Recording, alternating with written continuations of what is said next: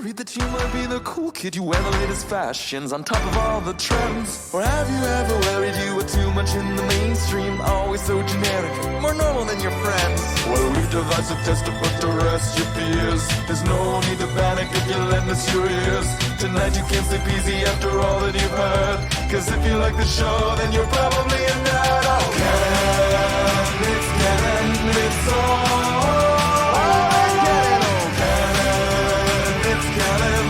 Tyler, Phil, and Boris. Oh, Canon, it's Canon, it's all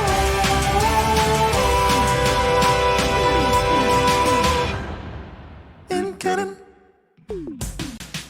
Hey everyone, and welcome to the It's Canon Podcast, the podcast where we talk about all things comics, the podcast where we talk about all things toys, the podcast where we talk all things pop culture, and so much more. That's right, we are back from our summer vacation, somewhat forced vacation, but we'll talk about that in a little bit. We're your hosts. I'm Boris, and as always, I am joined by Phil. Howdy, everybody. Good to be back in the seat. You know what I'm saying? I'm not really typing away at work. Having the mic. It feels great, Phil. It feels great. It feels great to be back. How are you, Phil? I'm doing fantastic. You know, it's been a busy summer, but feeling good, enjoying the weather, enjoying Southern Ontario. How about yourself? Everything is going really well, man. Everything is going really well. Tons of change happening. If you are watching live, and remember, you can watch the show live each and every single week on YouTube, on X, on Facebook, and so much more. And even Twitch. So thank you if you're watching live. And you should watch live because, well, you get the full experience if you're watching on YouTube. That's awesome, too. And if you're listening in podcast form, well, you're listening a little later than usual because this is the premiere episode of A+ Productions Entertainment Branch. And it's the Its Canon Podcast, A+ Production. What is A+ Production? Well, it's a new podcast network started from a lot of creative Canadian minds, and that's where the A+ comes from. It's a play on A because we're fantastic, and A because we're Canadian. And this is the premiere episode of A+ Productions outside of the Get to Know Your Host. But we did it, Phil. We're doing our own thing, and this is where you can catch, well, A+ Entertainment, BAM Sports and Entertainment. You can even listen to the new wrestling show that's going to be premiering next week. That's right. In 1 week's time, the new wrestling show is going to be premiering, and you're going to be listening to a lot of familiar voices on that network. So, Phil, there you go. At A+ Productions. We did it. We did it. I didn't know what we were doing, but we did something. And that's exactly credit to Boris, because Boris kind of handles the business end of this venture. So he has to organize it and do all the legwork, and I really do appreciate that, my friend. You know, I just get the pleasure of going out and buying a mic. And buying the fancy ass camera, which we were talking about offline. And we have an awesome guest. We're not going to take too much dilly-dallying. We're not going to take too much time going back and forth about our life, because I really wanted to talk about A+ Entertainment. But we do have a very special guest, a pop culture expert with a very cool project in mind. And Phil, I'm you know what? I got to thank Tyler for bringing us together. Yep. Tyler, I know you don't listen, but thank you so much. One day he'll be back, we swear. Exactly. One day he'll be back. And again, the chat is open. If you do have any questions, comments, even concerns about anything we say, go ahead and put it in the chat. We're going to be monitoring that as always. Phil, I think we should just get right to things. Yeah. Roll out the red carpet. All right. For them, please. Yeah, let's roll out the red carpet for this next guest. It's awesome anytime we have a guest, because I just love how we always veer from what we're actually supposed to be talking about and promoting. I think, the 2-hour conversation we have with Jim Zub, the almost 3-hour conversation we had with Matt Elfring, the 2-hour conversation we had with Fearless Fred, and this next guest, I feel like in the 5 minutes that we were talking before we went live, it's going to be a heck of a show. This man is an award-winning writer, director, producer, and when you think pop culture, this man knows it. He has an encyclopedia knowledge of pop culture. He's also a founding partner of Definitive Films, a Canadian company that Well, it's known for its bespoke documentaries and utilizing their unique integrated systems and workflows to help other filmmakers achieve the best possible version of their own films. He's also worked on a lot of projects that, well, some of our listeners are very well familiar of, including Dark Side of the Ring and Tales of the Territories. So that's how we're bringing it all together in this It's Canon world. And he has a very neat project, which we're going to be talking about. It is a TMNT documentary, Evolution, Mutation, and Reboot. The Kickstarter is going to be starting later this month. He is Randall Lobb. Randall, welcome to the show. Guys, I'm here. I made it. Yeah, you made it. Thank God you're still here. I thought you would have ran away after that. The nail that you put in my chair caught my pants and I couldn't go anywhere. I don't know how you did that. Love it. You said you're in Southern Ontario, so you're close. We're close to each other right now, aren't we? Yeah, I'm pretty sure. I'm 3 hours west of you guys, right on Lake Huron. Beautiful Goderich, Ontario, a small town in the middle of here, in the middle of nowhere, honestly. Yeah, Goderich, Ontario. I feel like you're the third person I know from Goderich, Ontario, and the other two people know each other. So there's Danny Granger Art. He's known for all of his. That I taught Danny Granger in high school. I was his high school teacher. Exactly, exactly. I do know that. So that's a small world. I love it. He's for sure listening to this at some point. We actually work on a podcast together, the Sheriff Podcast. You know, I think I might be the first person who called him Granny Danger. I'm going to go and say that. I'm going to go on record as saying that. Danny, if you're listening, can you verify if that's true? Let us know. Let us know in the comments. We're not going to read them because comments are scary, but let us know. Exactly. All right. So, pop culture. What does pop culture mean to you, Randall? I know that, you're very studious, but to you, what does pop culture mean? Let me settle back. Let me just take a moment. The thing about pop culture is generationally, for me, it's not the same as it is for younger people, and for a very interesting reason. As you can see, I'm a graybeard. I'm like Gandalf, but without any magic or abilities, except the fluke of when I was born meant that there was an aspect of pop culture that it was something you could never get enough of. You couldn't get what you wanted, right? Let's say the first thing you maybe loved, and this is probably common to most people, you would see some cartoon like Merry Melodies or the Flintstones or that amazing Spider-Man show, if you remember the crazy one with the amazing soundtrack, that jazz soundtrack. Mm-hmm. Those shows would be on and you wouldn't know where they came from, why they were on or not on. You know what I mean? There was no information around any of the things that were entertaining or interesting or cool to a kid when I was growing up. So pop culture to me was something that I had to burn calories to get. The example I've given in other podcasts when people interview me, funny thing that they would often ask is, if you've seen us work or if you've seen our films, you would notice that we go deep. We always say that we do this thing called the definitive deep dive. And part of that definitive deep dive is sort of manifesting the effect of something that we had to do as kids at a certain age. So it's David Bowie that would be kind of an example. If I was in grade 4 and I was at a friend's house and his older brother had the album Diamond Dogs, this is an exact situation. Mm-hmm. And if you know what Diamond Dogs looks like, it's Bowie as a dog with two female dog human hybrids there. And it's creepy, or it struck me as creepy. And my buddy's older brother saw that I was intrigued and freaked out and scared. And I loved music and wanted to listen to whatever was happening that older kids had. And he was telling me stuff about David Bowie and Diamond Dogs. And then he played the album. And the first song is really scary. And it's sound effects. And it's eerie. And that album was meant to be for a stage play that was going to be done, a play version of 1984. So as it's playing, I mean, imagine this. There's no such thing in your mind as a David Bowie. You hear that music, and then you have this thing, a David Bowie. And what is it? What does it mean? Where is it? Where do you see it? What is a Diamond Dog? Like, it's all questions. So as a kid, that happens again and again and again and again. And like some kids, sometimes you just go, that was a thing that was on, I watched it, right? Flintstones or whatever. But sometimes you'd be like, I don't know anything about David Bowie and I have to know. And the other thing that hit me that way might have been Kiss. You see your first Kiss album, Dressed to Kill, if you know that black and white cover, and they're standing there in those business suits. Like, it's crazy.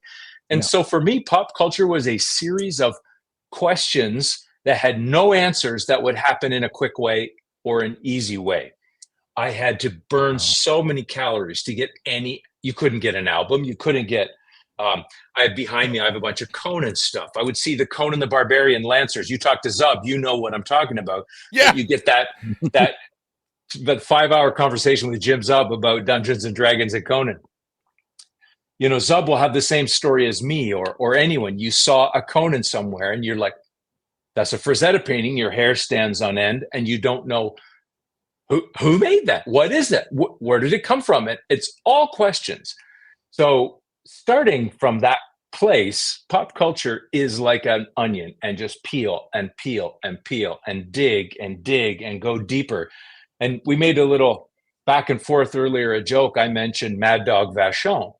When you see that old wrestling from the old days, you don't know that it's a character. You just know that guy's like that. And think how hard back then, how hard it is to get information about anything. So the obsession gets built out of the lack of amount of material. You just become crazy. Like, and I could name every single thing I was obsessed with as a kid because they're so relevant and they're so meaningful. And it was so hard to get in a small town in the middle of nowhere. And you guys know, you're from here. We get it sometimes early, thanks to England and our ties to England, and sometimes super late. So it's tricky. You're in this place where you never have enough. You can never get what you want, but that's making it more special in a way, right? It really makes it important and valuable, and you really, really treasure the things you get. Like all our stuff probably in our rooms is involved in the feeling of being a little kid and getting something and treasuring it. So for me, pop culture was never throwaway until way later. It was something that I fought for and saved up for and worked so hard to care about. Rather, didn't have to work hard to care about, but to get it and take care of it. Yeah, it's like when I was a kid, because I'm older what's very than interesting Boris. though is like, so I'm just going to quickly say we had things like Starlog magazine and heavy metal, and those were like the things that you went to the corner store or the variety store and you grabbed, and they were your Bible for a month. You ripped them page to page, and other kids were putting up pictures of cars and things like that. And here I was figuring out artists and who Geiger was. And how do I get my parents to rent a VCR so I can see Alien? You know what I mean? Like, and my parents were just like, well, it's a movie, so it's for kids. I don't know if anyone has an Alien story like mine. I watched Alien from a tree behind the drive-in movie in our town. Like, oh my goodness. So far away, it was like a postage stamp, no sound. And I was scared. Like, I'm in a tree to see over everything and looking down into the drive-in, and would have given my left foot to be in there and watch that movie. Yeah. And back then you could get into an R-rated movie if you had an adult that would take you. Yeah. Or we a trunk. Look at it. Yeah. And we used to love being able to get in, but that was the key, right? It's so much of the pop culture back then, just like you say. I remember scrounging around to find a book called Skywalking, which was all about George Lucas. And here I am in grade 4.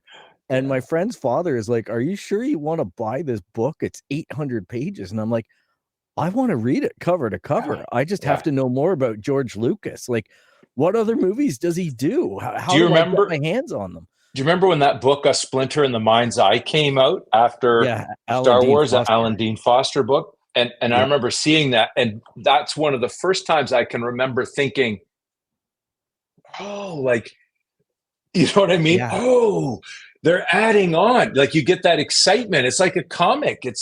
They're adding to it. It's not like just Star Wars and done. Like, something else is happening. I think that was the second Star Wars thing. Yeah, and that was the thing with Star Wars as a kid. You know, I'm a little bit younger You are younger. Than you are. But I'm older than Boris. But it was back in the day. You got to see Star Wars maybe once, if you're lucky, twice on the big screen. And then the rest of the time you're going to the playground and play acting what you remembered. Yeah. You know, with the action figures, we're in real life. We were a bunch of lunatics running around the playground pretending to be Luke Skywalker and who's going to be Vader and all of this stuff, right? And especially when Empire and Return hit. It was unbelievable. It was different times back then. Exactly. I was born after the original trilogy came out. And one of the things about me is that, like, I know a lot of pop culture mainly because of my older brother. My older brother he took me under his wing and he geeked me out and he showed me pop culture. So I kind of have this, like, interesting, like, connection to pop culture in the sense of I understand how it was back then. And then obviously I grew up in a generation where pop culture was just a lot more accessible. Yeah. And I find that one of the things that I always loved was like you were saying, not everything was as accessible. You had to really dig, you had to search. Like, you ask people right now, or someone asks me, what's the toy that you want? Obviously it's the G.I. Joe platform, right? Like everyone wants that. Everyone wants that toy. And I find like that's my holy grail of toys. It's impossible to find. It's impossible to get. But if I'm one day, I've said it, I will buy that toy. She will be mine. Oh, yes. She will be mine. Yeah, the USS you'll flag. like this. You'll like this, Boris. We were at do you know PowerCon conferences? Like it was Val Staples had a He-Man conference. And it was in Torrance, California. And we were there showing Power of Grayskull, one of our docs. And which was an insane story about that screening. But there was a guy from Colombia there who had flown in to get the Grayskull play set, the full Grayskull. I don't know I knew what he paid for it. It was in the thousands. And he flew there to get it from Colombia. And it was so meaningful. And I think we probably have footage of this somewhere, but he was dang near in tears that he finally had this. So people get it. People in other countries that really like American and North American or British pop culture, and you can't get it all the time. Even young people can get that drive too. But in the old days, dude, it was a grind. You had to hang out with some unsavory older brothers, not even like your nice older brother. You hang out with some gnarly dudes. If you want to listen to a Deep Purple album, you had to hang out with some real scary characters. Oh, heck. I had one comic book store in my town, and in grade 8, I became fascinated with Sandman, and it was just launching, and that was an 18+ mature comic. Yeah. And I had to broker deals with 2 guys behind the counter in order for them to look the other way while I left double the amount of cash to pick up the book. It was just crazy time. That's exactly it, right? Yeah. And to put this in terms of like some of our wrestling fans who are listening, right? It's like being a wrestling fan back in the tape trading days where somehow you would find someone with a New Japan wrestling tape or a ECW tape. And that's literally the only way you would go, and these mailing lists, and you guys would trade based off of what they have. And it was like, it was crazy, right? Or being an anime fan in the 90s. Or Japanimation, as we used to call it, right? Yeah. It was just like one of those things where I remember there was a store here in Mississauga called the Comic Den, and they rented for 50 cents things called fan subs, which was essentially VHS recorded tapes, which people like who knew the language literally subbed it themselves, because that way we would all be able to understand it. And that's how I was able, and my brother were able to watch so many shows, quote unquote, keep up to date with things like Dragon Ball and all of those as they were happening. Like it was just, it was a battle back then. And think about it this way, that culture had been happening for ages. Like it happened in the New York punk days with Punk Magazine. It happened in the early skateboard culture, right? The California thrash culture, trading tapes and stuff. And it happened even earlier. You think about when white kids wanted to listen to black music in the 50s. Like my dad was a cool dude. He played in a band and he wanted some really good music that would have been considered in old fashioned whitey culture, kind of rebellious and hard to get, and you got to trade for it. Rolling Stones are the Rolling Stones because they had access to black albums that were hard to get. So that idea has been around for a long time, that there's something you want, is low population, and you're going to go out of your way to get it. So you value it and it's meaningful. Not to say that having tons of stuff now is bad. It just means it's a different skill. The skill is filtering, right? Now it's about what don't you want to pay attention to. You got to make a reverse decision in a way. Exactly. That's exactly it. And then this brings me to kind of the whole point where it's, pop culture. Right now, a lot of people have this definition of pop culture as something that's quote unquote geeky or cool, or as the name says, popular, which this is the reason why I kind of asked you, what do you think pop culture actually is? Like, for me, it's, just the love of something, is being part of a fandom, and you and that fandom finding out everything you can, obsessing over that topic as much as you humanly can. That, to me, is what pop culture is. Yeah, it's just a way of talking about the things that entertain us and distract us from the mundanity of life. Like, not to say that life is mundane, right? I'm a happy guy. I have a happy marriage. I have kids. Like, I have all the things that people would have wished for forever. But once you get those things satisfied, after your needs are met, you're lucky to live in Canada and your needs are met, What are you doing with your life? To me, that's what pop culture is. The stuff that drives you into enjoyment or distracts you from when you're feeling low, you put on a certain album, you read a certain book, whatever. People that love wrestling, they love the culture around wrestling too, right? It's woven out of a lot of pieces and parts. And that idea that all these things are connected into a big web makes them into the culture, right? That's the difference. It's not like somebody likes a wrestling show. They might start there, but then they meet a band and a group of people and a fandom and a whole bunch of stuff that happens. And all of a sudden you got all these connected things that are, moving you through your life and marking your life. And they're your value points, things that give you meaning. It's very important, I think. And I know that I'm guilty a lot of not just analyzing, but thinking about pop culture in an analytical way.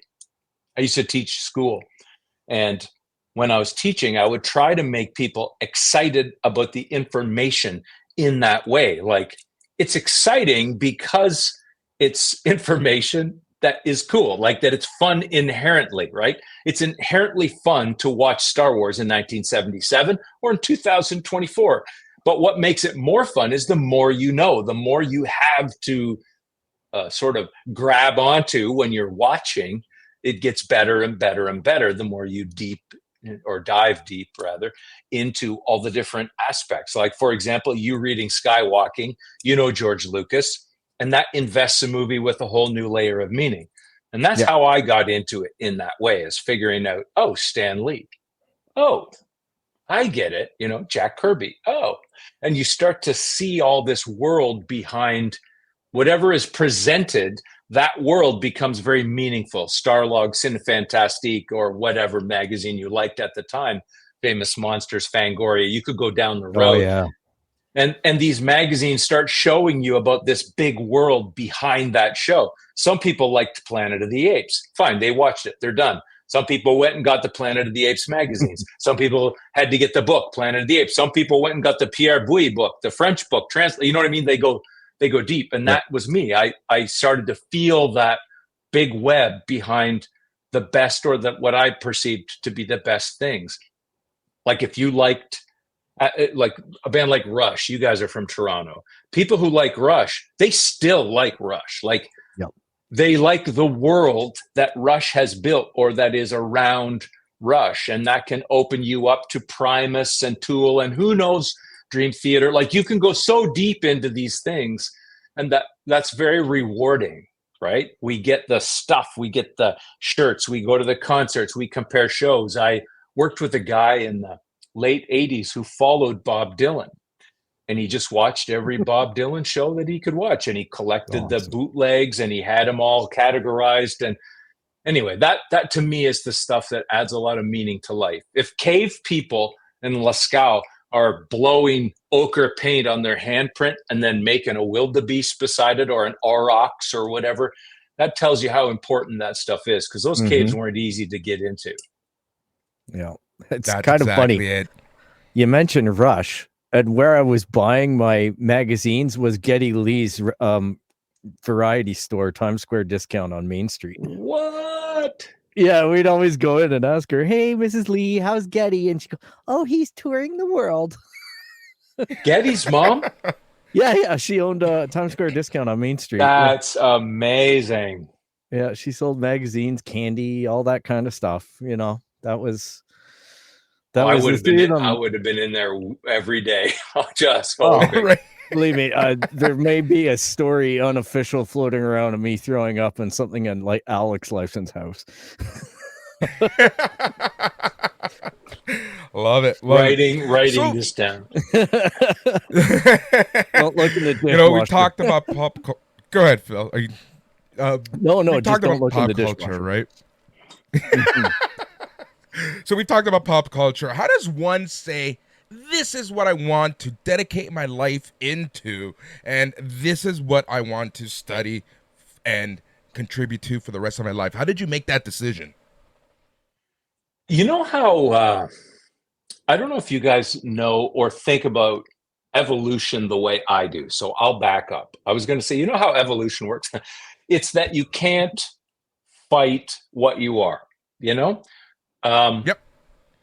Let's say you're a kid and you grow up like me in a town where it's about man shit. What, can we curse on this show? Oh yeah. Yo, yeah. Okay. Have fun. Yeah. Where it's all about man shit. And I say that in probably the toxic masculinity way, right? Like trucks. I grew up with, my dad sold farm machinery and we had snowmobiles, and they were like vehicles that you tinker with and you got to open up and play with the carburetor, whatever, blow an ether into engines. Like it was very man shit sort of life.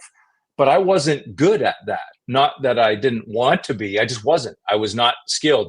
And the less skilled you are, the less people want you to play with all that fun stuff, right? So it would be like me thinking, I'm obviously going to be a truck driver. I'm from a truck driving community. I'm going to deliver vehicles and balers and, you know, hay binds and stuff.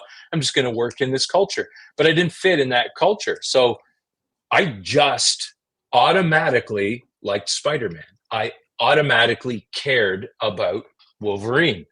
You know, 1975, I'm 10 years old and I see that Wolverine, Hulk 181, and I'm like, okay, that's a Canadian superhero. What? You know?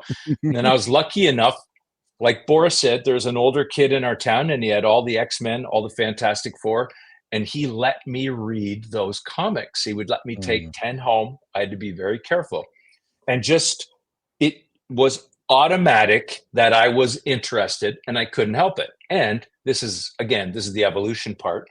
Because of the way my brain worked, I have how would we say this? I have ADHD, and I have that kind of weird pattern thing that people who have ADHD, sometimes you can't focus on anything. Sometimes you can only focus on one thing so deep and you go hard. And I hold patterns I know that really feeling. well. Yeah, I'm sure you do. We all do. So many of us are either on the autism and Asperger's spectrum, however you want to say it. So many of us who are into this world, we have a lot of the similar attributes. And so those attributes that make it more difficult for us to do some of the other shit that a lot of guys want to do, or you don't feel part of that culture, suddenly you realize, oh, I remember every lyric to every song I listened to. I remember the artists. I remember who wrote these songs. I remember who, you know, produced whatever. Like, you just remember it. And you're building this vision of the world by these pieces. And I couldn't have fought it if I wanted to. Like, it was just the way my brain worked. So if you said to me right now, we're going to talk about World War II. Yep, I can do that. If you said we're going to talk about Vietnam, yep, I can do that. If you said we're going to talk about British music between 1963 and 1983, I can do that. It's not a choice.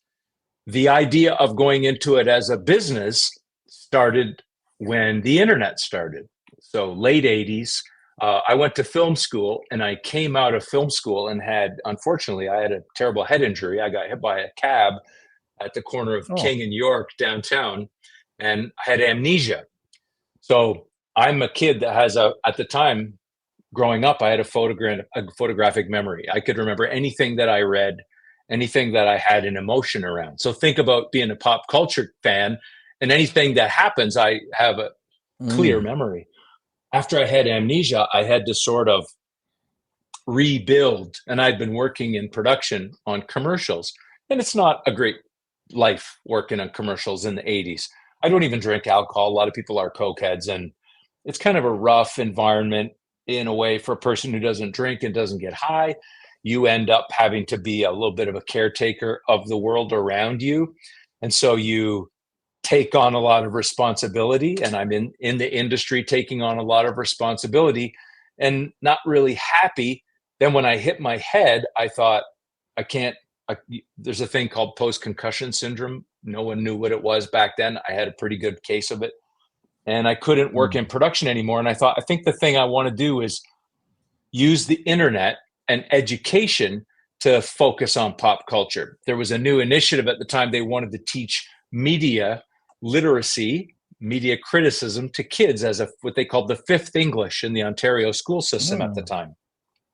And I got hired early on because I was, at the time, I don't think there was any other film student anywhere in Ontario applying to Teachers College. And I got in, and my focus was, I'm going to take all of pop culture and turn it into a tool to teach media literacy and critical thinking to young people. That's my bag. And so that's how it began, as I just approached it that way. And then I started getting hired to do it in a way that, it's hard to believe now, but it would be called intellectual property exploitation, IP exploitation now.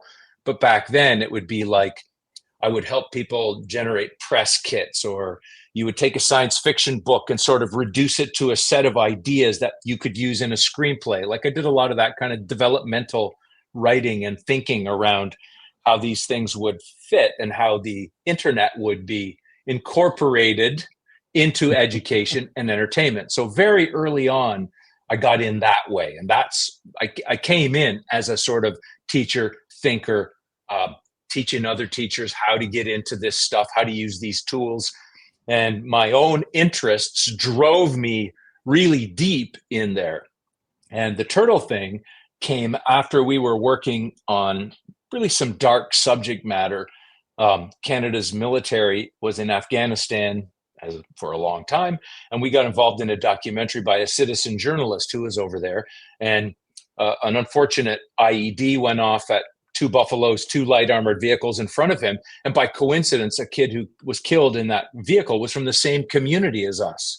And the guy that I knew who was in the light armored vehicle didn't realize, and his mother was friends with that kid's mother. It's just a crazy coincidence. His name is Richard Fitoussi, the boy who was the young man who was in the light armored vehicle as a journalist. And the soldier who passed away was Matthew Dinning from Wingham here.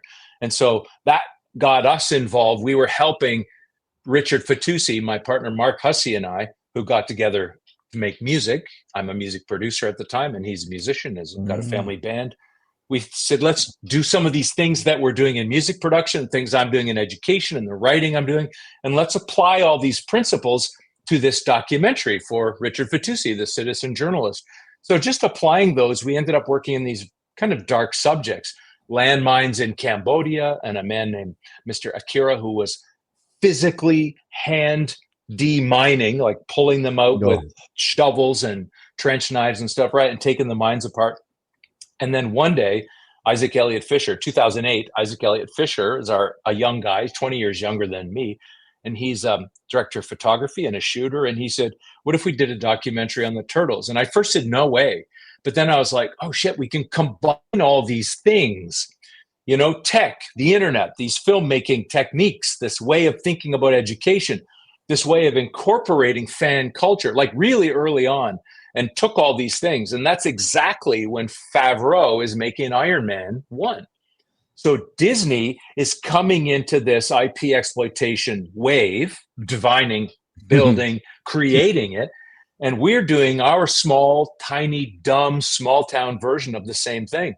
And Peter and Kevin weren't together at the time. They were separated, but we dealt with them each separately. And they agreed with us and literally physically told me to my face, your approach is interesting. It doesn't sound like a fan. They're used to fans approaching them, right? Like fans would want, like fans usually, no offense to fans. I get it. I'm a fan, but they want attention. They want to say what they like. They want to see their interests reflected.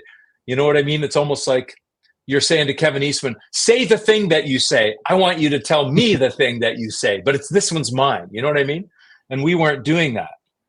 And they trusted us. And so we incorporated all these principles I'm going on at great length about into the Turtles.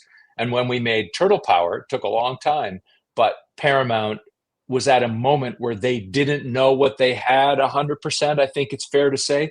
And they saw what we had, and they saw this process that we were doing that they had to start doing or look at in a different way that Disney was doing. Like all these things were happening right in that moment. And we just lucked in. And it was really irrepeatable in a sense that you couldn't do it again. And this doc, the fact that we're going to Kickstarter with this one reflects that it's irrepeatable. Companies don't do the same things now that they did then. And that's why we're going to Kickstarter. Like it's just so much harder to get a company to look at these documentaries the same way because of shows like The Toys That Made Us, which no knock on that show or that series. It kind of makes fun of the people. And that didn't make Kevin, I can speak for them in this regard. You can find it online. Didn't make them feel good. They didn't like how they were presented. Whereas when we approached it, we did it with respect and tried to elevate all the people involved, every person involved, right? In He-Man, there are some people that say, I did this and I did that. And we presented their opinions without judging, without choosing a side, without saying someone's not right and someone's, not wrong. We didn't do that. We just let these things be what they are, show the best elements of them, and then highlight what we think are the most interesting or the richest parts of those. Like with the Dark Crystal documentary we did, you don't really get to see under the rostrums and see how puppeteering is done. And when you see it, it's like, holy shit, like this is crazy, right? So there's just these elements that become so absorbing, you can't not kind of dive in. That's a really long answer, Boris. I'm sorry. That's fantastic. I love it. No, I love it because you literally went in every direction that I was going to go in to get to Turtle Power, the definitive history of the Teenage Mutant Ninja Turtles, which was the original documentary. As you mentioned, released by Paramount. You can find it on iTunes and a bunch of other formats out there. But I loved it. I really did enjoy that. And it was so well done. And like you said, it just presented things there. It was very informative. And I really want to check out the Dark Crystal documentary. That I have to. One that it's something that I never really got too much into, but no, I know I was going to say, me Phil, neither. That's right up your alley. Yeah, it's right up mine. Oh, you're a Dark Crystal guy? Yeah. I've watched all the Age of Resistance. I've read the books. I have the comics. You saw Henson Age of Resistance, and it didn't push you to the documentary?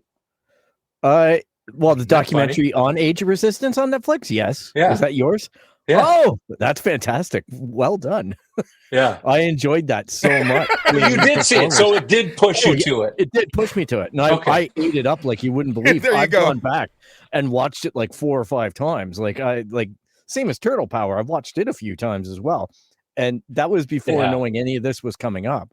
It was just more so the analysis of pop culture was exactly what I identified with in the breakdowns of that show, because it didn't try to lean an opinion. It tried to just tell the story from all the people involved. It didn't give, you know what I mean? Exactly what you were saying. Yeah. And that's what I really appreciated, because when I've watched the documentaries, unfortunately, it's not a slam against the Toys That Made Us and stuff. No. Those are all nostalgic popsicles to me. Those are all just nostalgia lures, and they're just designed to hook you and keep you on. Whereas a real documentary informs, right? And you're gonna come out with your own opinion, maybe one of the people's opinions. I don't know. You're just going to either become more of a fan of something, or you're just going to take the enjoyment out of it and just know that that was the story. Like, you know the story a little bit better, but there's probably a little bit more. Well, the thing with Turtle Power was I think we had 85 interviews in the can. It took us 4 years. And so, like, I don't even know how many hours of footage. Not 100, more than 100. It gets madness because Peter and Kevin shared their archives with us, right? And so we were making that documentary, and in the sort of the process of getting into negotiations with Paramount, there was stuff they did not want us to cover. You don't want to say anybody's names, but there were some people at Viacom, when they bought Turtles from Peter Laird, they didn't 100% know what they got, right? It wasn't something that everybody was like, oh yeah, Turtles, and that means this and that.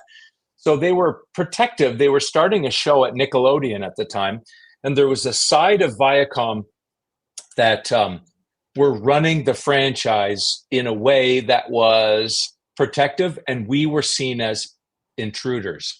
And they didn't like it that we might be able to have an impact on that Nickelodeon show. So we started the doc. We had all these archives. We had all this material. And Peter and Kevin were not together at the time. They were not friendly per se. They had communicated very little. They'd had a rather acrimonious falling out years earlier. And so working in between in this way, it meant that we had a little bit more than we actually knew that we had, in a sense. And so when I approached people at Viacom, they're like, we can't stop you, but we're not going to let you in to see what's going on at Nickelodeon. So the thing that I'm trying to point out to you here is, with all that material, we looked at it and said, the really important things to focus on here are firsts. Yeah. The creation, the comics, the first animated show, the Fred Wolf, the first movie. And really, those firsts set the tone for the Playmates toys. That's how it exploded, and that's kind of where we stopped. We kind of go that way.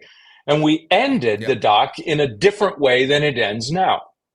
As we're going through the making and the selling and an enormously complicated, impossible process, if that was a podcast, you would think I was lying. I would say things to you that you would say, there's no way that's true. And it's true. And we get to a point where the movie, this is impossible, but it's real. The movie's done and submitted. It's at Paramount on the lot in tech specs, or it's called quality assurance, QA, getting the tech specs assessed. And we're uploading pieces that you have to put in, delivering this and that. And we go and shoot during this exact time when the movie is being delivered. We shoot Peter and Kevin getting back together for the first time in decades. And that's how the movie ends now. We made a new ending and changed the movie and changed it to tech specs. So we got friendly with the tech specs people at Paramount. The people at Paramount are like, okay, well, we'll slip it in. We slipped it in. And we have this thing happen. And we're like, God damn, if only, that would change the movie, right? We could do a whole other movie. So freeze that. We go to Canada Fan Expo that year, 2014. Movie's very successful. What I mean by that is, to us, it's good. We think it's excellent. It becomes popular very quickly. The Michael Bay movie is not doing great at first. It's getting some good reviews and some negative reviews. I do some pressers where they say to me, you kind of go out and talk about your movie, and it will sort of be press for the Michael Bay movie. And you can talk about that movie if you want, but no one told me to do it. But I did. I said, I saw it. I like these things. And here's what I think about the Turtles. You can transmute them into anything. They apply to lots of different people's interests. They're not black. They're not white. They're green. They're not young. They're not old. They're turtles. They're not humans, right? There's all these things that make easy attachment points for different audiences. And as we're doing this thing at Canada Fan Expo, we're showing our movie. There's a woman from Nickelodeon there, and she comes up to me and she says, we're going to do a giveaway. I got a bunch of stuff here, the new line of toys and that. And then she's like kind of irritated. And she says, why didn't you cover any of our stuff? And I said, well, we weren't allowed. And she's like, what? So I told her the truth, which I can't tell you, which is people's names. And she's like, oh my God, well, let's try and make this work. So for a year and a half, she and I have tried to figure out how to do a second doc. So the one that this Kickstarter is, I mean, I have it all up in front of me on these screens. That movie was built because so many people in Turtles are like, well, why didn't you cover this? Why didn't you cover that? How did you miss this? How did you miss that? It's like, shit, dude, we have it all. We just can't show it. So we started reshooting, and Nickelodeon, Phil, I mean, they didn't just let us in. They kicked the doors open and said, you can work in this room. You can go anywhere. You can look at anything. No holds barred. Ciro Nielli, who's running the show, Brandon Auman, who's running the show, those guys like welcomed us to their homes. We shot their personal, like, wow. Couldn't have been more embedded. And I just thought, oh shit, Nickelodeon's going to buy this now, and then we'll have a second doc. Yeah. And as we go further into this, it's right around the time that Netflix is exploding, right?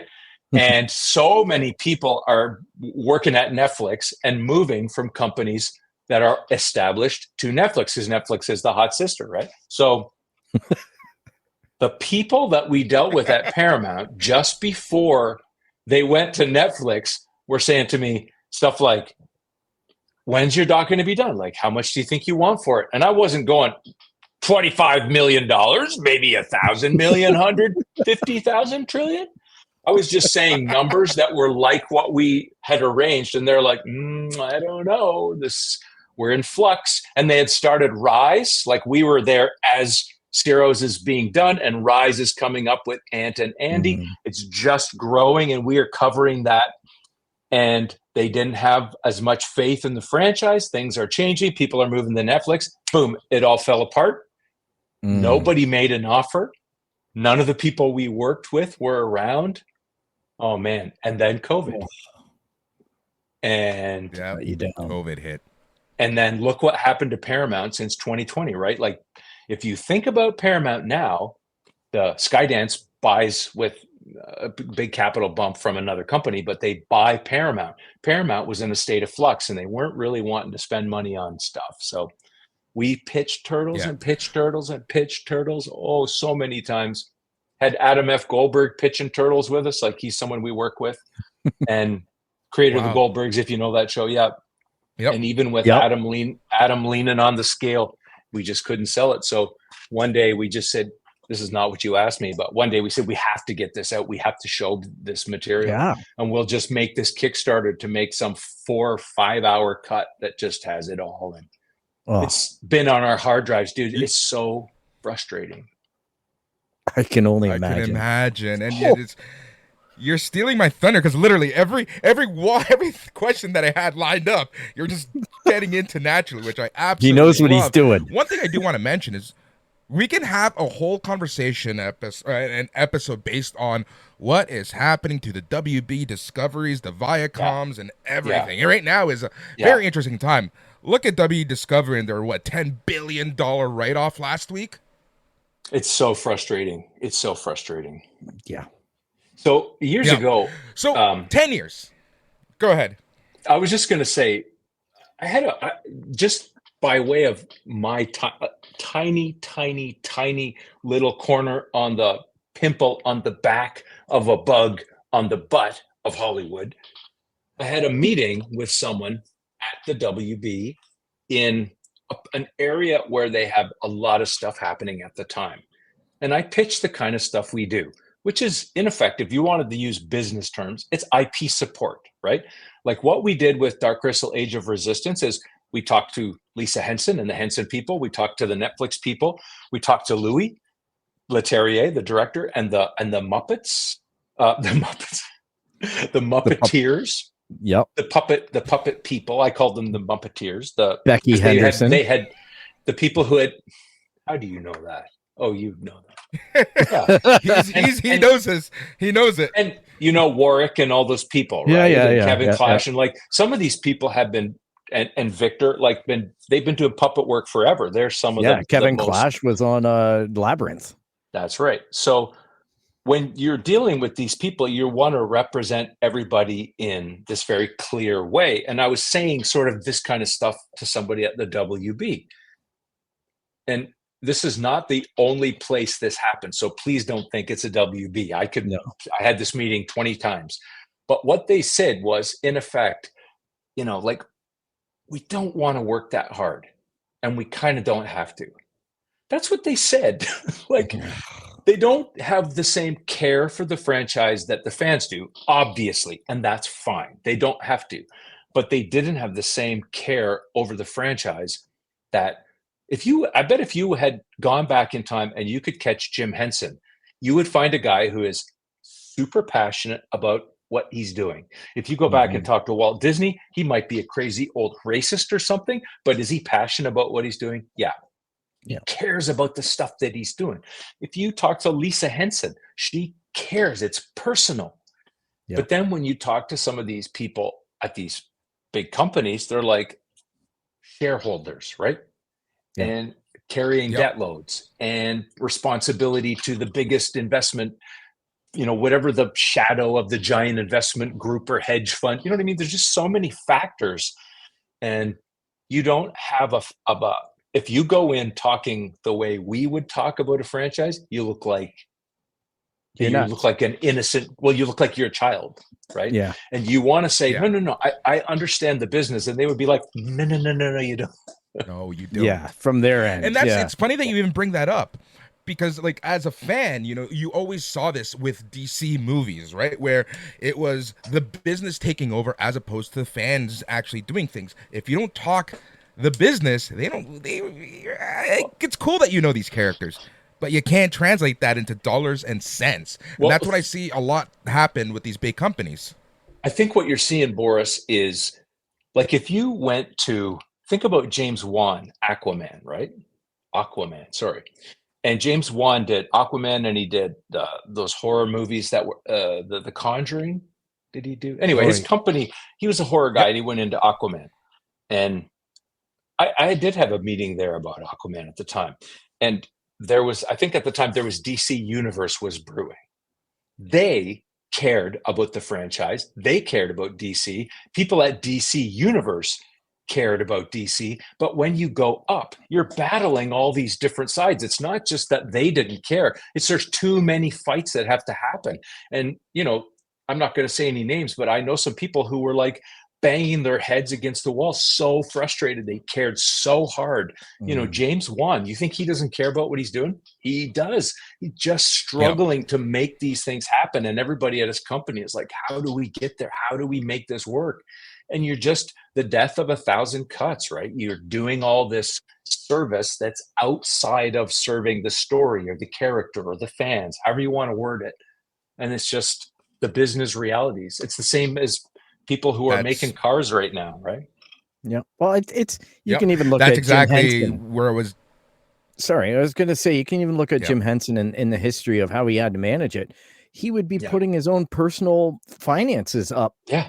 To get the movies made like Dark Crystal and Labyrinth, and then was just so relatable, Phil. Yeah, and he had to make all of those back end deals to get the Muppets and everything like that because he just couldn't shop it around. Nobody wanted it, and it just frustrates me as a fan right now because you look at what Disney's doing with the Muppets and how they just don't get the product. Oh.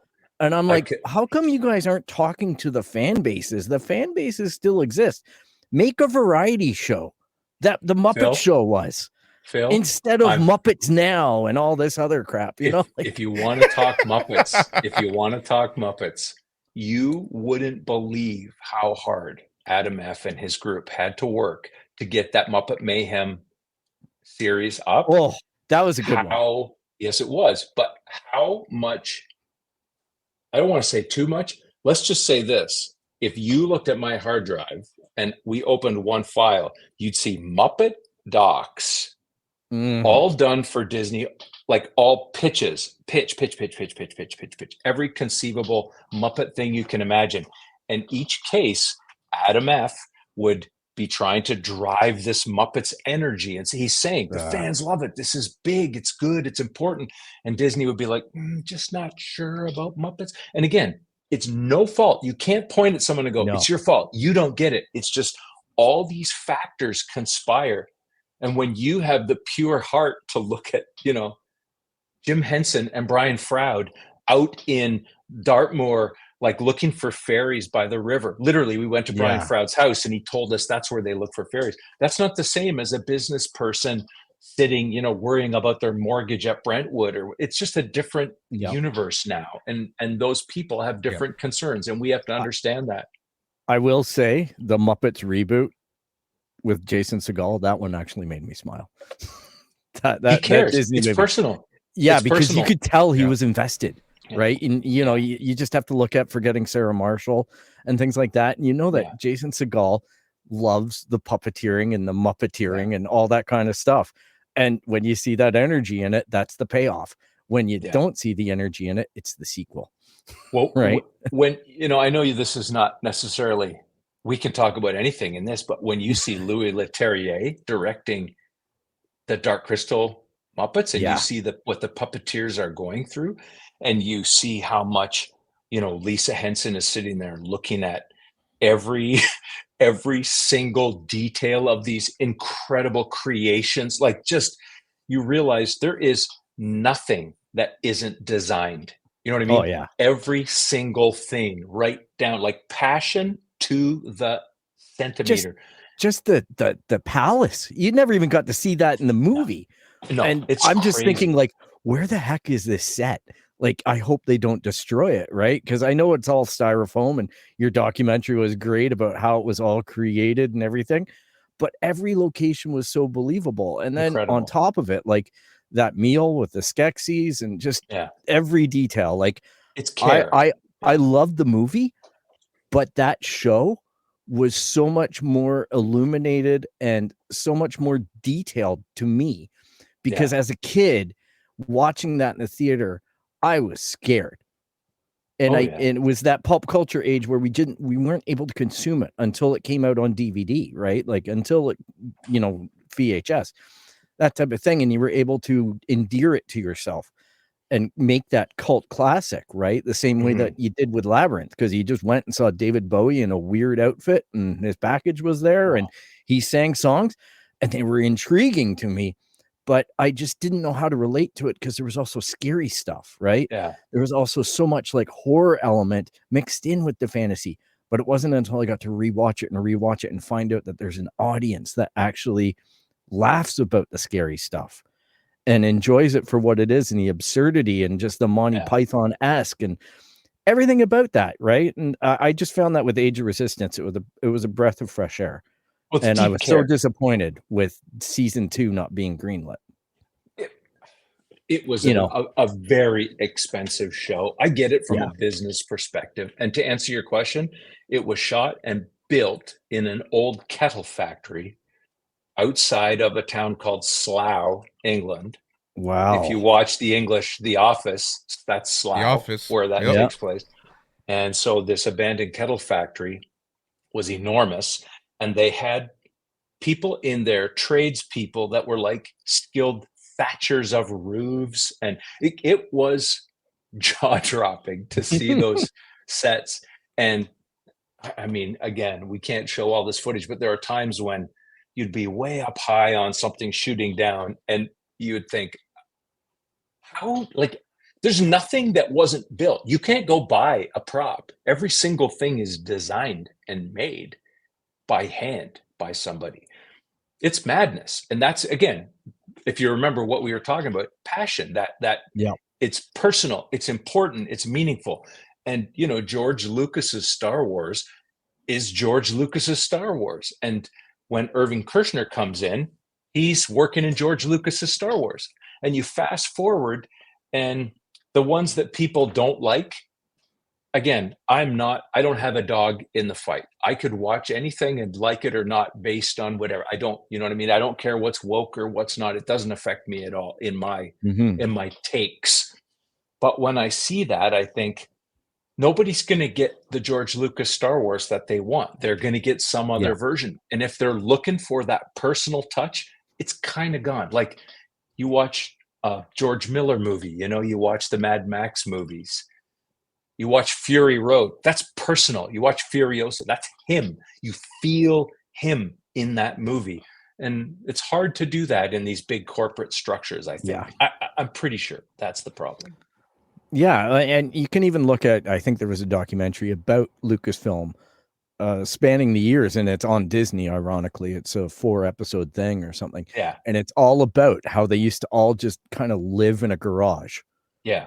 You know what I mean? Like it was like, well, we hung out here and we drank together and we played games together and we goofed off on Friday afternoons. And then we worked all weekend to get this shot done because George said it needed to be done for this edit.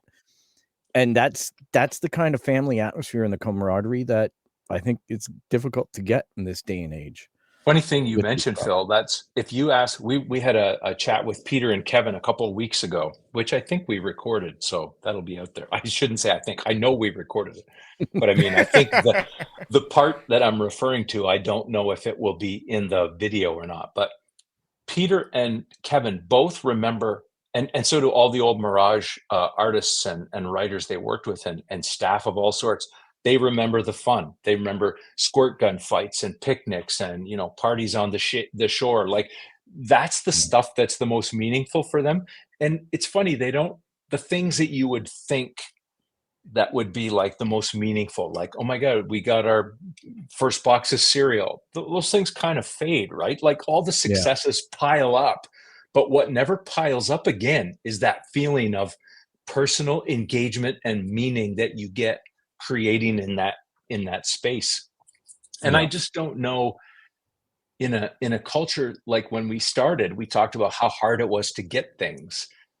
Now it's so easy to get things. And I'm not saying like an old man, oh, it's better in my day. You should have been there when you had a gum wrapper and you were damn lucky to enjoy it.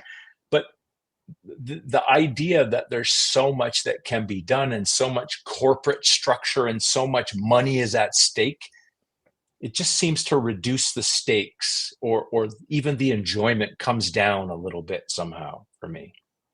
I'm just curious. What's your take on like YouTube and how its role in pop culture and how it impacts your industry? It first of all, for me, it's ubiquitous.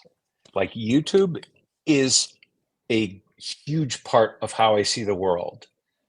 I'm a person who I can't watch, and I shouldn't even act like I know anything about TikTok. I can't deal with algorithm. So I don't like social media because I can't stand algorithm. So I started being interested in YouTube immediately. And in fact, hilarious, predicted YouTube in the early 90s and actually did talks about it. Like I knew what would happen. Just the way that things went, I just knew I would always call it like there'll be a video library online. That's what I would think would happen. And my stupid childish brain at the time, being in my early and mid 20s, I would think it would be like you would go and select what you want and you would see it. And for me, it would be something like music videos that were on once and I never saw again. You know what I mean? That's what I thought it would be, like the library that never went away. And I would always be searching. So to me, that's good. Like the YouTube that I can go and find the David Bowie on Old Grey Whistle Test, or the band Japan on Old Grey Whistle Test, or, whatever, that kind of archive stuff, to me, very important. What I don't like is how the algorithm grabs stuff and starts shoving it in your face. Yep. And I also don't like, years ago, I had a meeting at Maker. This will be illustrative.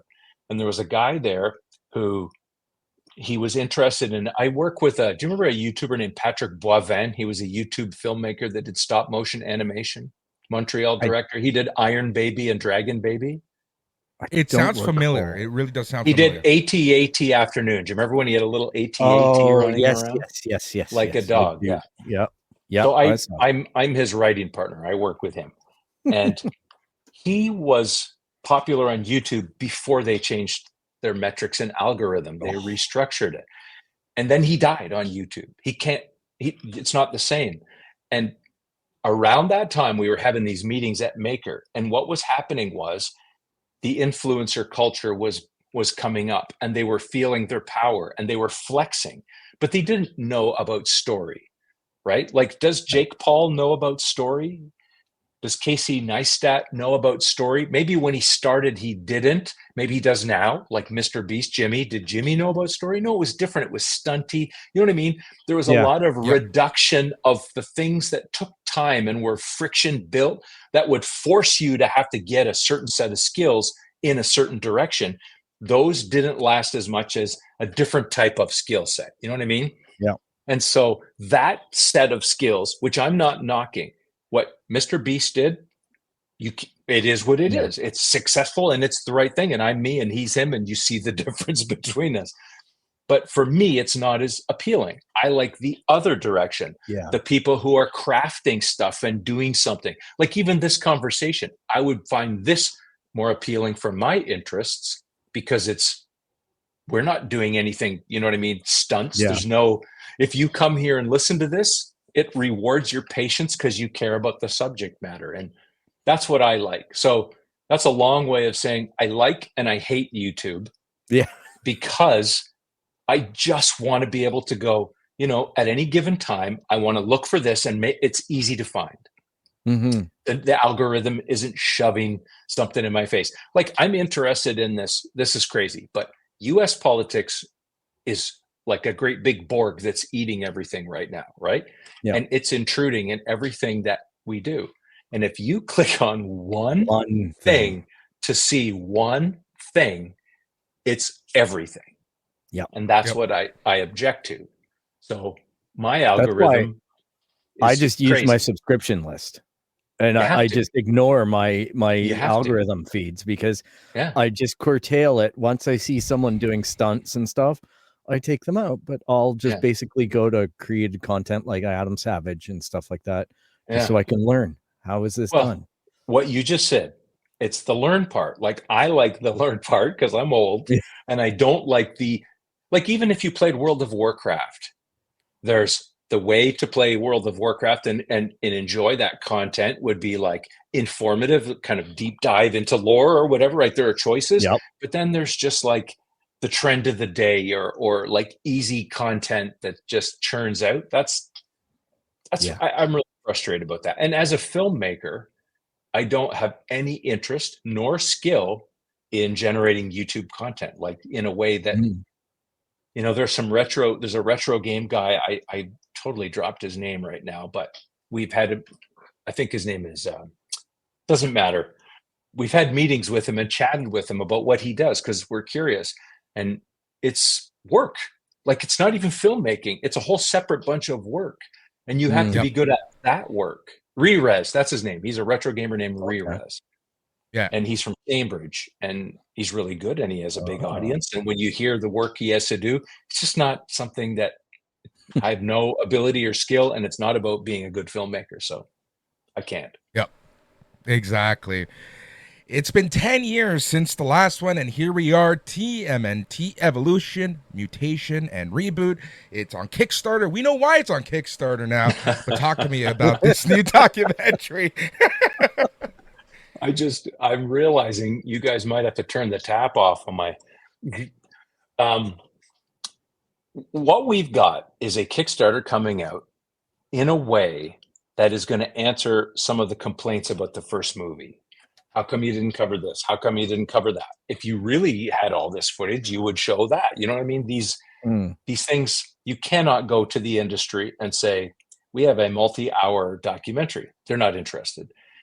I know you're going to say, what about Camp Crystal Lake? What about the Robotech or the RoboCop documentary? Those are special and they do emerge.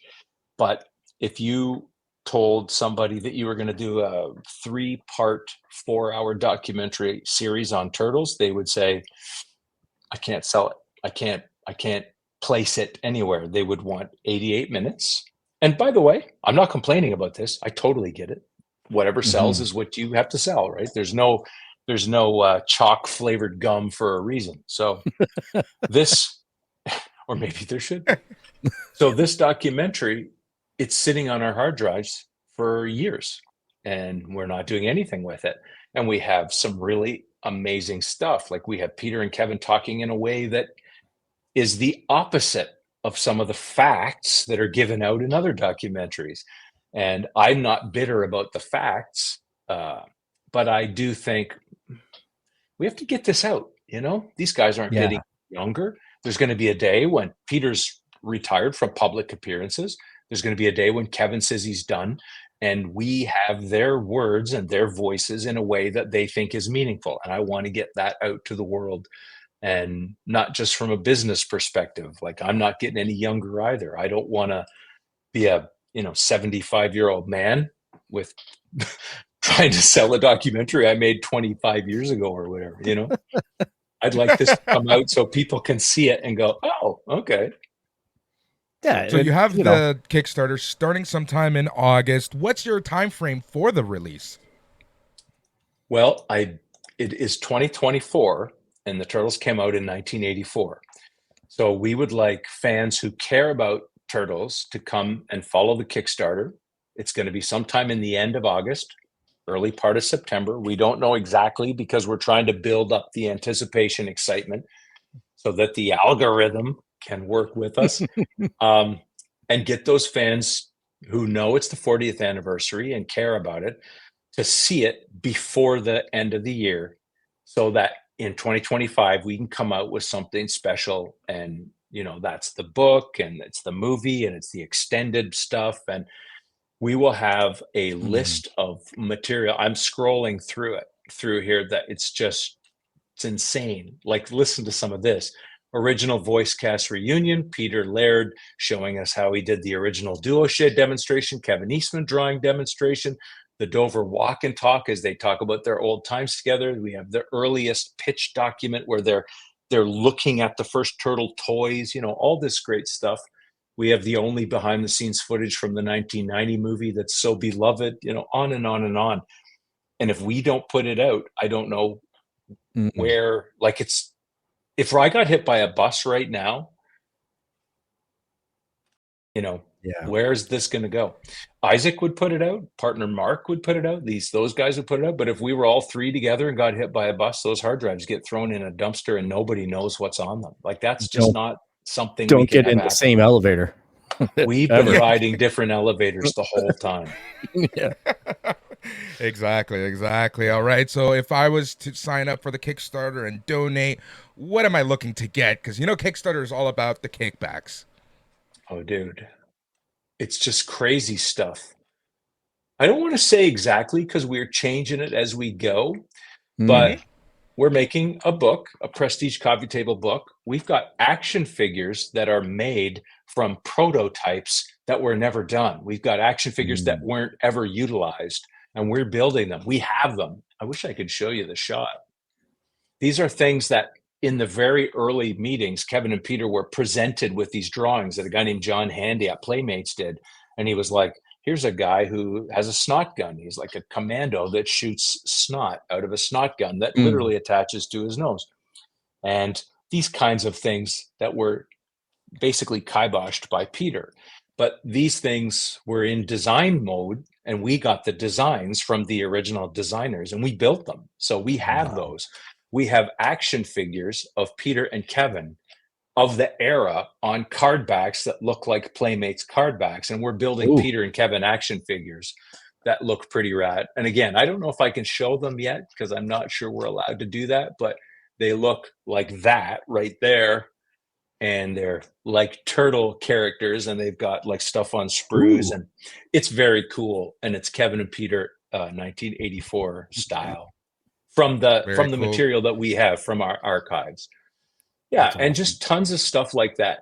Not cheap, stupid tchotchkes. This will be really, truly unparalleled material that you won't get anywhere else. By the way, we can't sell this stuff, and we won't.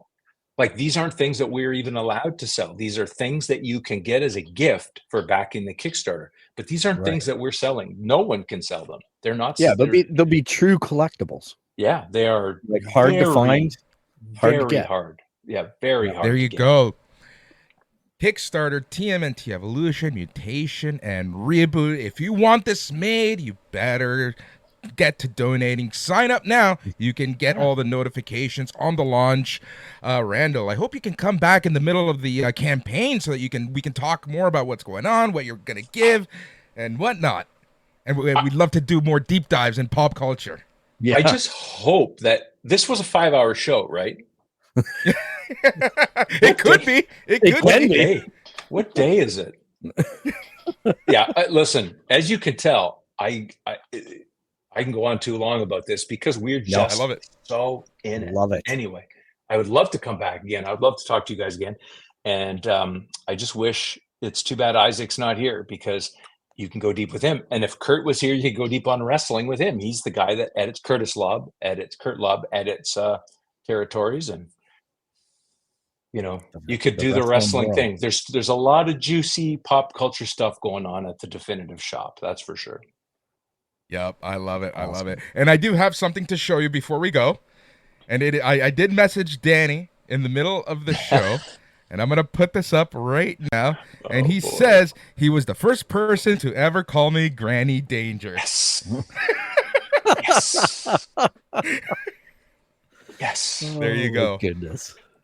There you go. So that, I feel, Danny, by the way, enormously talented, and was such a sweet kid to teach. If you met him when he was a little high school boy, just the nicest, sweetest, kindest boy. And now he's all grown up and everybody loves him, and he's in the culture so big on his own, isn't he? Yeah, he's doing great. He's doing a lot of parties with his Sharpie art. I actually work very closely with him. I do a lot of his footage and videos. I'm like his filmographer. Nice. Also, I do all the producing for his brother-in-law. So yeah, it's a small world. Isn't it? Oh, he's a great guy. I'm glad to know that I'm probably the only person you've ever met who spoonerizes everything.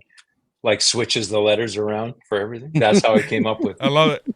Danny Granger. That's amazing. Yeah. All right, Randall. Thank you so much for joining us again. We're gonna have you back. We can talk about so much. Like this is, I loved every second of this, and I just love that like you took my notes and it's like you read them before I even got the chance to talk about anything. I loved it. Just wind him up and watch him go. Sadly, isn't it? That's, for me, those are my favorite interviews. Those are the good ones. The less I talk, the better. Well, I don't know. But and I get to watch Age of Resistance again, so hey. It's true. Because you just changed all the context for it for me. Right? There you go. And Phil, you know what it's time for. All right. You can track us down on Instagram, X, or Twitter, whatever we want to call it this week. YouTube, Twitch, Facebook, at Its Canon Podcast. You can email us with at itscanonpodcast.com. Don't kill me. I haven't done this in a long time. And you can basically find a podcast wherever you found this one. Keep on listening, and thank you for your time this week. Awesome. Thank you so much again, Randall. Thank you so much. Thanks, TMNT, Evolution, Mutation, and Reboot Kickstarter. It'll be on the show notes. You'll be able to follow it. We're going to be pumping this out each and every single week until Randall comes back and get to talk about it a little more. You got a backer in me, that's for sure. We're going to be... Yeah, we're going to be talking so much about this. And again, it's the Its Canon Podcast, the show where we talk about all things comic books, toys, photography, Lego, anything you want. We talk about it here. And Phil, you know what the best part of it all is? Apparently, someone told me it's all in canon. There you go. It is all in canon. Thank you so much. And until next time, stay tranquilo.